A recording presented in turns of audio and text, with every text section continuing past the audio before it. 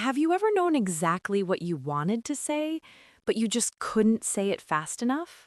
Not because you didn't know the words, not because you didn't understand the grammar. But because your brain was busy translating From your language, into English, sentence by sentence. and by the time you finished translating, the moment was already gone. So here's the real question. Why are you still translating in your head, even after years of learning English? Let's slow it down. Someone asks you a simple question. What have you been up to lately? Your brain doesn't answer in English. First, it understands the meaning in your native language. Then, it builds an idea. Then, it checks grammar. Then, it translates. And while all that is happening, the other person is waiting. You're not confused. You're not lost. You're just late. And that delay feels uncomfortable. So you start doubting yourself. Why am I still slow? Why can't I speak naturally? Why does everyone else sound smoother? But here's the truth. This is not a vocabulary problem. This is not a grammar problem. This is a processing problem. Be honest with yourself for a second. Do you translate before you speak? Not sometimes, almost every time. If that's you, stay with us. Because once you understand this, your practice will change completely. This is EduWorld, and today we're fixing your speaking speed. Most learners don't struggle with English. They struggle with the delay. And that delay is not vocabulary, it's translation. Today, we're not fixing grammar, we're fixing reaction. At EduWorld, we see this every day. Students understand everything, but when it's time to respond, they disappear. Not because they don't know English, but because they switch languages in their head. Let's look at real situations. In class, I ask a student, "What did you do last weekend?" Silence. You can see it on their face. They're not blank, they're translating. Here's what happens inside. Step 1, hear English. Step 2, convert to mother language. Step 3, build answer in mother language. Step 4, translate back to English. Step 5, check grammar. Step 6, speak.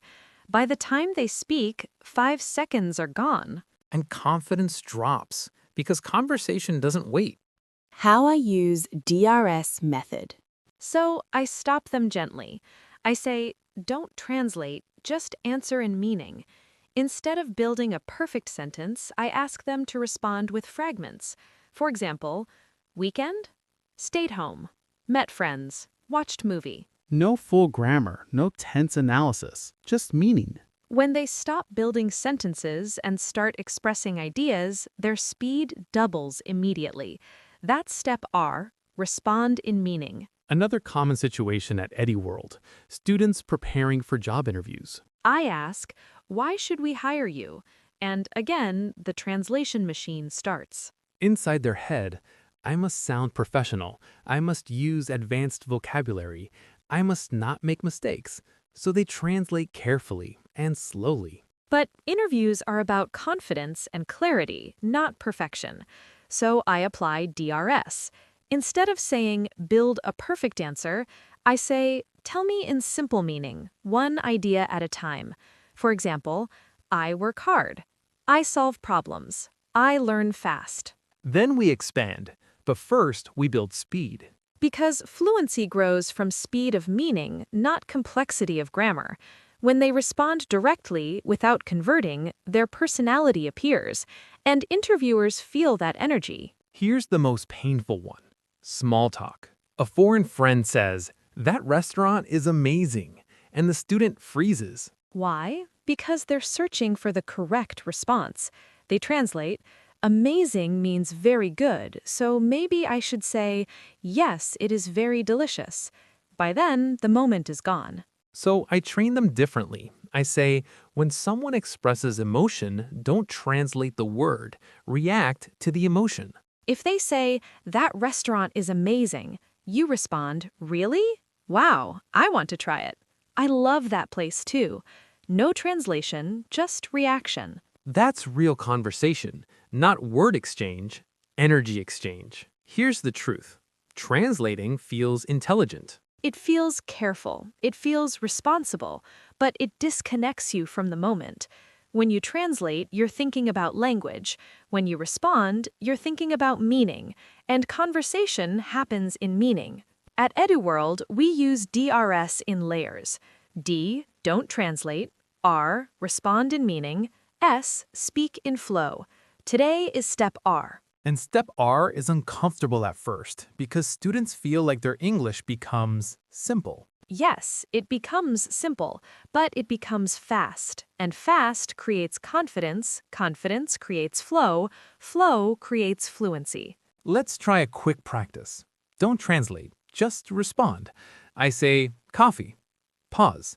What comes to mind? Not coffee equals mother language word, just I need coffee, I love coffee, too much coffee. That's how children learn language. They connect words to meaning, not to another language. So the problem is not English, it's the habit of conversion. And habits can change. When you stop translating and start responding in meaning, your timing improves, your voice becomes natural, your confidence returns, and suddenly, English doesn't feel foreign anymore. It feels alive. But responding is only step R. In the next step, we'll build flow, because responding fast is powerful, but speaking smoothly is transformation. If you keep translating, you'll always feel slower than you actually are. You'll avoid speaking unless you're prepared. You'll prefer text messages over calls. You'll rehearse sentences before meetings. And slowly, you'll start believing something that isn't true. I'm just not good at speaking. But that belief is built on delay, not ability. And the longer you translate, the more exhausting speaking becomes. Because every sentence feels like work. Conversation should feel dynamic. Instead, it feels like mental math. Now tone shifts calmer, confident, practical. Step 1. Respond with fragments. Stop building perfect sentences. When someone asks, "What did you do this weekend?" don't translate your full story. Start small. Stayed home, met friends, worked a little. Fragments train speed. Speed trains flow. Flow reduces translation. Perfection is the enemy of reaction. Step 2. Train reaction phrases. Fluent speakers don't think of full answers immediately. They buy time naturally. Use reaction chunks. That's interesting. Really? I didn't expect that. Actually, these are not translations. They are automatic responses. The more chunks you use, the less your brain translates. Step 3. Turn off internal grammar checking. During conversation, your job is not to be perfect. Your job is to stay in the moment. And make a rule for yourself. No grammar correction while speaking. If you said something slightly wrong, keep going. Fix it later. Conversation rewards speed and connection, not accuracy at 100%. Step 4. Practice meaning, not sentences. When you practice alone, don't translate from your language. Describe what you see around you directly in English. No planning, no conversion, just reaction. Your brain must learn to attach meaning directly to English, without a middle language. If you've been translating for years, don't expect it to disappear overnight. But now, you know what's really happening. You're not bad at English. You're just using the wrong process. And once you change the process, everything feels lighter, faster, more natural. In day 5, we're going deeper. We're talking about overthinking grammar and why it secretly slows your confidence. If this video felt accurate, that one will hit even harder. And if you're serious about rebuilding your speaking brain, Subscribe, because we're fixing this step by step. No shortcuts, no fake fluency tricks. Real changes. stop translating. Start reacting. We'll see you in day 5.